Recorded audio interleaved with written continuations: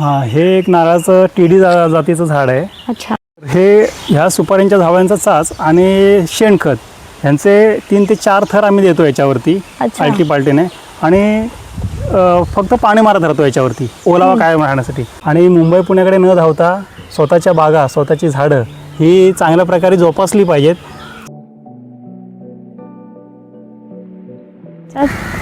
तर नमस्कार मित्रांनो, पुन्हा आपलं स्वागत आहे विषमुक्त अन्न आणि विषमुक्त शेती या विषयामध्ये. तर तुम्ही लास्ट टाइम जसं बघितलेलं रानगाव म्हणजे वसईमध्ये, त्याच्यानंतर पुन्हा आपण गुहागरमध्ये तिकडचेही व्हिडिओ देखील आपण शेअर केलेले होते. तर तिकडचं काय होतं की वसईमध्ये आपण रिझल्ट घेतलेला होता तो म्हणजे गवारचा, ओके. आणि त्यानंतर होतं गुहागरमध्ये. आता गुहागरच्या व्हिडिओमध्ये काय होतं की स्टार्टिंगची प्रोसेस होती, म्हणजेच 2 महिनेच नुकतेच झाले होते की सर्व औषधं वगैरे टाकून. तर त्यांचाही रिझल्ट आपण पुन्हा दुसऱ्या व्हिडिओमध्ये बघणार आहोत. आणि अशाच एका व्हिडिओसोबत म्हणजेच नवीन व्हिडिओसोबत आणि नवीन शेतकरीसोबत आज पुन्हा आपण भेटणार आहोत. चला तर मग गुहागरमधील पालशेत गावात पुन्हा आपण जाऊया. आणि जसं मी सांगितलं की नवीन शेतकऱ्यांना आपल्याला भेटायचं आहे, तर त्या शेतकऱ्यांना भेटून आपण त्यांचा एक्सपिरियन्स ऐकूया. त्यांची देखील सुपारी नारळाची बाग आहे, तर त्यांचा एक्सपिरियन्स काय आहे, त्यांनी कशाप्रकारे ते औषधं वापरलेत, हा सर्व एक्सपिरियन्स आपण तुम्हाला सांगणार आहोत. तर आपल्यासोबत वृषालीसुद्धा आहे, वृषाली कोतवडेकर. जसं लास्ट व्हिडिओमध्ये आपण बघितलेलं की महेश कोतवडेकर त्यांची मुलगी आपल्यासोबत आहे आणि तीसुद्धा आपल्यासोबतच काम करते आणि असंच शेतकऱ्यांना हेल्प करते, शेतकऱ्यांना पूर्ण चांगली दिशा दाखवण्याचा प्रयत्न करते. हे बघा दादा आलेले आहेत. ओके, नमस्कार. जसं आपण बोललो की आपण दादांकडे जाणार आहोत, त्यांची आपण ओळख काय आहे ती आपण जाणून घेऊ. दादा तुमची ओळख करून द्या. नमस्कार, माझं नाव संजय हरिचंद्र साळवे, गाव पालशेत, तालुका गुहागर, जिल्हा रत्नागिरी. ही माझी सुपारीची बाडी आहे. ओके. साधारण ते 250 ते 350 सुपारीची रोपं या बागेत आहेत. मस्त. किती वर्षापासून तुम्ही काम करताय हे? आता हे 2002 सालीची लागवड आहे. आणि आता साधारण 24 वर्ष झालेली आहेत या बागेला. म्हणजे तेव्हा तुम्ही लागवड केलेली होती? हो. आणि त्याच्यामध्ये आता परत आंतर सुपाऱ्या परत भरलेल्या आहेत, नवीन सुपाऱ्या. अच्छा, नवीन. आणि तुम्ही टाकलेत म्हणजे हे जे छोटे दिसत आहेत ते नवीन टाकले? हां, ह्या नवीन टाकलेल्या आहेत. आणि ही जी मूळ झाड आहेत 10 फुटावरती, त्या मेन सुरुवातीच्या सुपाऱ्या, म्हणजे 2002 सालीची लागवड आहे. 2002. बापरे. ओके. आता तुम्ही जसं तुम्हाला इंडिया ग्रोचं पूर्ण आपले प्रोडक्ट दिलेले, तर ते तुम्ही कसे वापरले आणि कोणत्या झाडांमध्ये वापरले? जस्ट एक आता 4 महिन्यापूर्वीच आपल्याला ह्या प्रोडक्टची ओळख झालेली आहे. तर आमच्या ह्या बागेचे हे 2 सेक्शन पडतात. एक हा हाफ भाग आणि हा दुसरा हाफ भाग. ओके. तर इंडिया ॲग्रोचे एक 6 युनिट मी घेऊन ह्या हाफ बागेला त्याचा उपयोग करून गांडूळ खतामध्ये मिक्स करून ते ह्याला घातलेलं आहे. आणि त्याचबरोबर ओलिफ आणि ग्रो मॅजिक याचं लिक्विड त्याचं एक 8 दिवसानंतर ड्रेंचिंग केलेलं आहे. हे एकदाच टाकले? हे आता एकदाच टाकलेलं आहे. आणि त्याचा सेकंड डोस आम्ही जूनमध्ये घेणार आहोत. दुसरा डोस सेकंड डोस तेव्हा घेणार आहेत? जूनमध्ये घेणार, पावसाच्या आधी घेणार आहोत. तर तुम्ही पहिल्यांदा भेटलेला तेव्हा तुम्ही सांगितलेलं की कोणत्या तरी दुसऱ्या जातीचं झाड होतं, ते कुठलं होतं? हां, हे एक नारळाचं टीडी जातीचं झाड आहे. अच्छा. तर त्याला बरेच वर्ष नारळ येत नव्हते, एका दुसरं नारळ येत होतं. तर ह्या सुपारी बागेमध्ये कडेला माळ असल्यामुळे मी त्या ग्रो मॅजिक्सने उपयोग याच्यावरती करून बघितलेला आहे. तर आपल्याला पहिलाच एक डोस दिलेला आहे. आता दुसऱ्या डोस नंतर त्याच्यावरती काय इफेक्ट पडतो तर आपल्याला पाहायला मिळेल. म्हणजे सगळ्यात महत्त्वाचा रिझल्ट बघायला तर ह्याचा भेटेल आपल्याला. कारण की ह्याला काहीच नाहीये.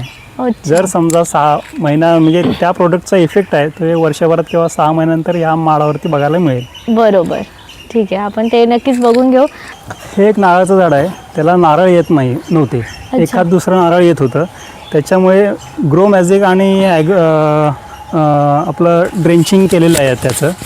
तर ह्याचा रिझल्ट आपल्याला एक किती दिवसात मिळतो ते पाहायचं आहे दुसरा डोस दिल्यानंतर.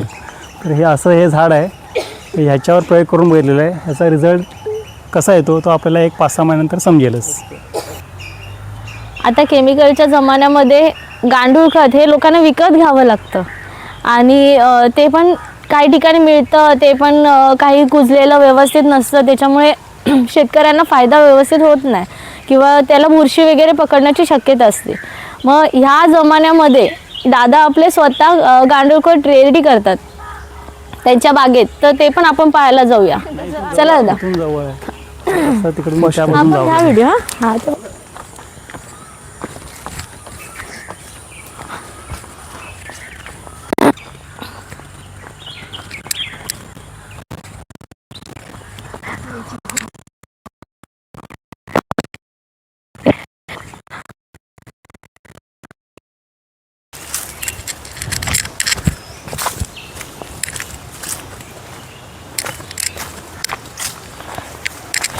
आणि वरची शेतीचा व्हिडिओ करते मी.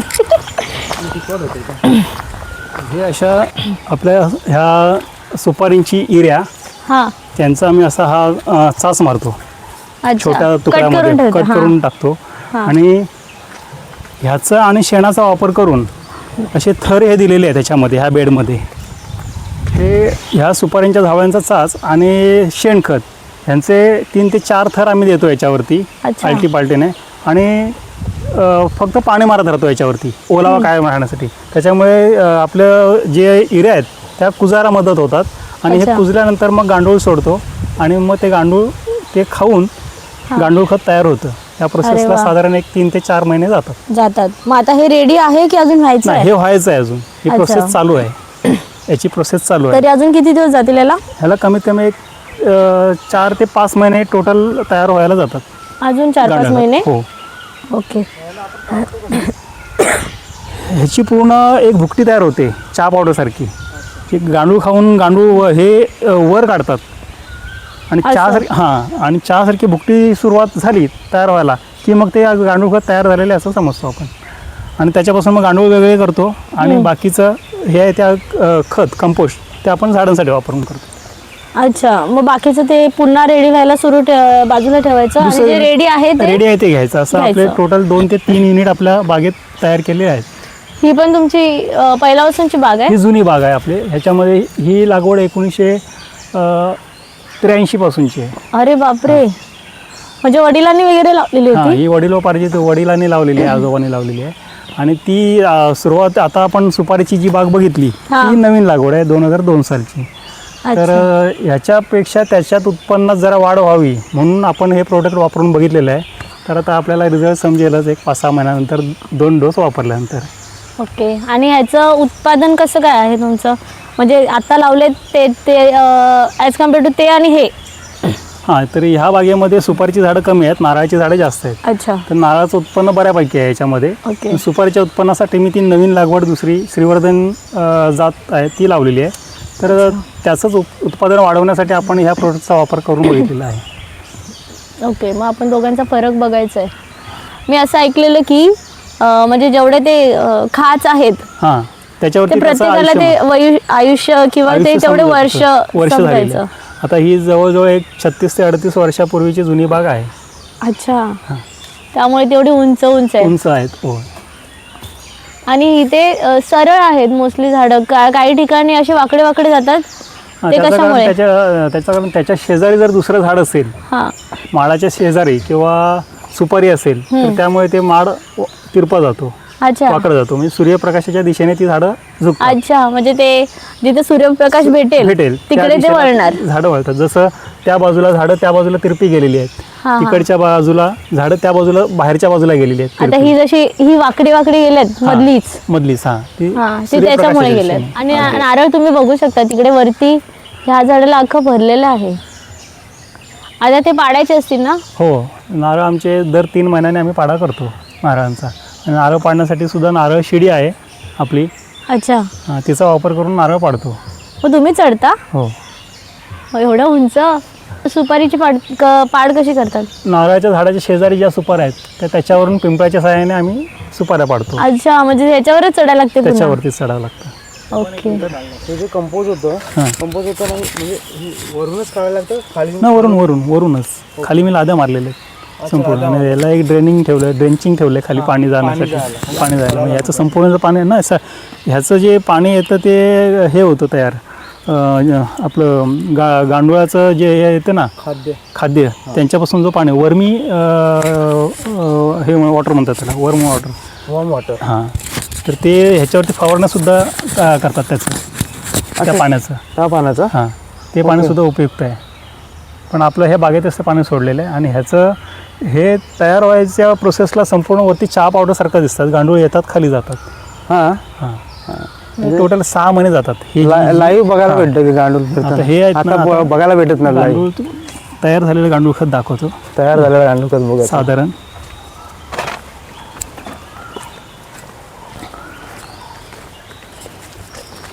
तयार होत आलंय ते, अजून त्याला प्रोसेस आहे थोडा.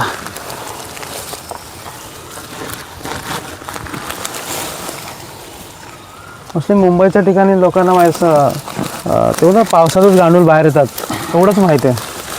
आता पाऊस नाही आहे इकडे गावी.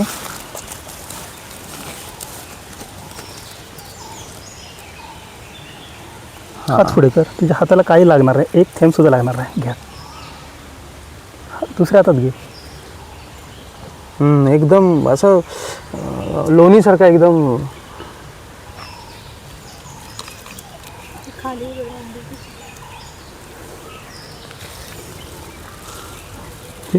हे गांडूळ हां, हे बघा गांडूळ आहेत ना.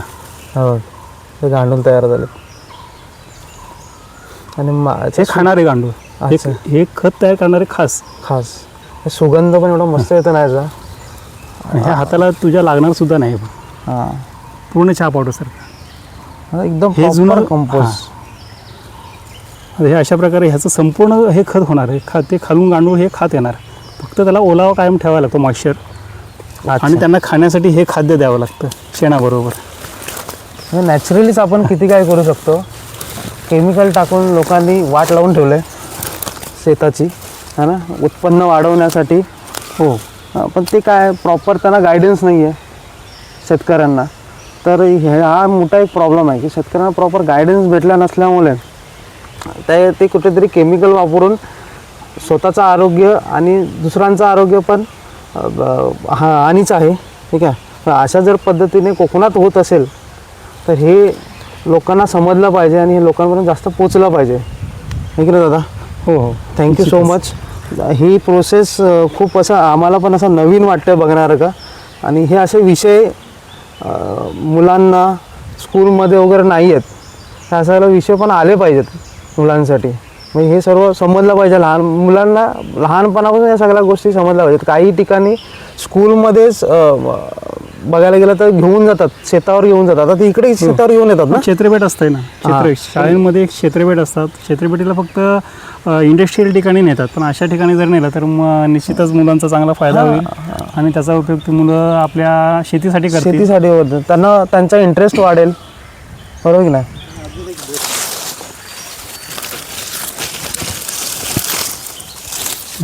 याच्यावर कालच पाणी मारून झालेलं आहे. आता याच्यावर दुसरा थर अजून द्यायचा आहे. खाली संपूर्ण झावांचा थर आहे. अशा झावांचा तोडलेला थर आहे, साधारण 1.5 फुटाचा, आणि त्याच्यावरती हे शेण टाकल्यामुळे ते आता बसलं आहे. तर ह्याच्यावरती पुन्हा झावांचा एक थर द्यायचा आणि मग हे शेण आहे, हे शेण परत त्याच्यावरती टाकायचं आणून ठेवलेलं आहे आणि फक्त पाणी मारत राहायचं. रिपीट 2 ते 3 थर द्यायचे. झावळा पाणी साधारण एक 2 ते 3 दिवसांनी कंटिन्यू द्यावं लागतं. ओलावा कायम राहायला लागतं, कारण गांडूळ हे ओल्या जागेतच अति पण नाही, थोडं मॉइश्चर कायम टिकून राहिलं पाहिजे साधारण. त्याच्यामुळे एक 8 दिवसाच्या फरकाने पाणी दिलं तर तो ओलावा राहतो.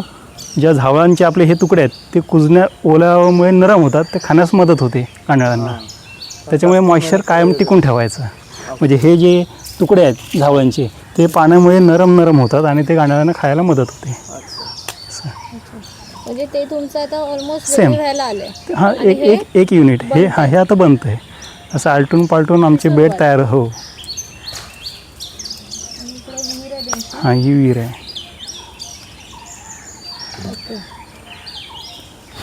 दादा, तर ह्या पिढीला तुम्हाला आमच्या व्हिडिओच्या माध्यमातून काय संदेश देता येईल? मला एवढंच वाटतं की आपल्याकडे असलेल्या शेतीचा त्यांनी पुरेपूर वापर केला पाहिजे.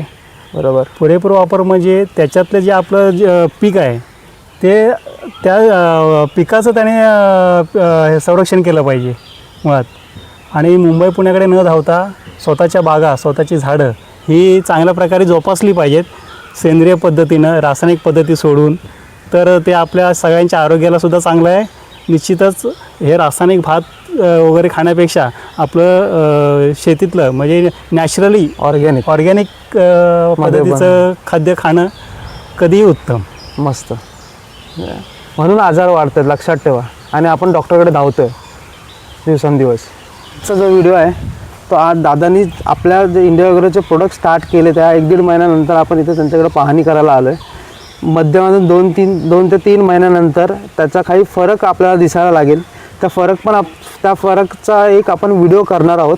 प्लस त्याच्यानंतर लास्ट रिझल्ट एक किती महिन्यात आपल्याला रिझल्ट अंदाज येईल दादा? साधारण एक 6 महिन्यापर्यंत 2 डोस झाल्यानंतर. 6 महिन्यानंतर म्हणजे नोव्हेंबर ते डिसेंबरच्या आसपास.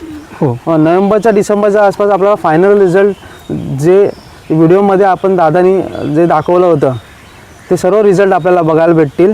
तर तिसरा व्हिडिओ पण आपला त्याच्या बाबतीत येणार आहे.